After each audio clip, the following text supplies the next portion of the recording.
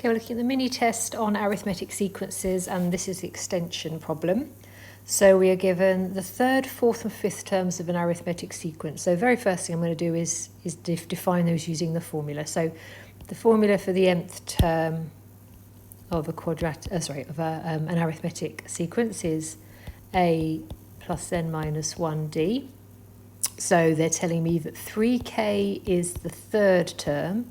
So if n is 3, that's going to become a plus 2d. They're telling me that 4k plus 3 is the fourth term. So n is 4, so that would be a plus 3d. And that 6k minus 9 is the fifth term, so that would be a plus 4d. Okay, so I've got three equations and three unknowns there, so I will be able to find the values of a, k and d.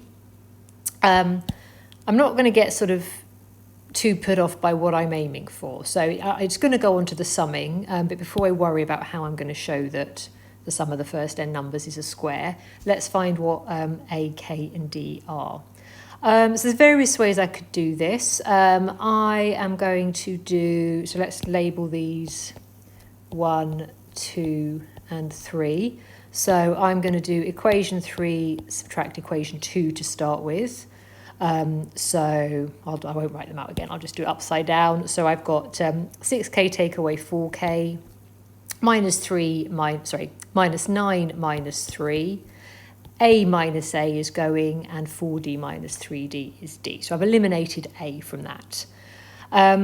Okay, so then I'm going to do, the same or a similar thing. Let's do equation 2 subtract equation 1. There's more than one way you could solve these simultaneously. This is just one option. So again, I'm not going to write them out. So I'm doing 4k take away 3k. I'm doing 3 take away, well, nothing. A take away a is cancelling, and then 3d take away 2d is d. So what I've ended up with is two equations with d as the subject. So if they both equal d, they must also equal each other. So if I minus k from the left hand side and add 12 to the right hand side, I get what k is. And then, as I said, there's plenty of other ways that we could have solved those simultaneously. So now I know that k is 15. I can go over here and get what d is. So if k is 15, d is 15 plus 3, so d is 18. And then I think what I'll do is I'll go back up to equation 1. I'll make a the subject, so I'll minus the 2d. And I know that k is 15.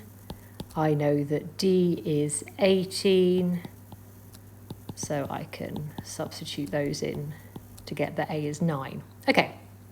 So now I'm going to think about the summing formula. So the sum of the first n terms is n over 2 times 2a plus n minus 1d.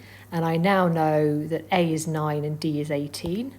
So let's sub those values in. So what did I say? So a is 9 and d is 18. So I'll write the in front of the brackets, just looks a little bit neater. Okay, and so what I'm actually trying to show, so show the sum of the first n numbers is a square number. So what they're saying is whatever n is, I should be able to show that this is going to give me a square. So let's tidy it up, and then hopefully it will become more obvious how that's going to work. So I've got 18, and then if I multiply those inside brackets out, that actually just ends up as n over 2, and then the 18 minus 18 is cancelling. So if I then multiply all the brackets out, that's going to become 9n squared. Oh, don't know, I've done 2 equals there. Okay, so yeah, that's looking like it's always going to give me a square. Let's just really clarify that. So 9n squared is 3n all squared.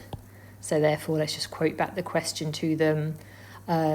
So the sum of the first n terms is a square number. So therefore, Sn is a square number. Job done.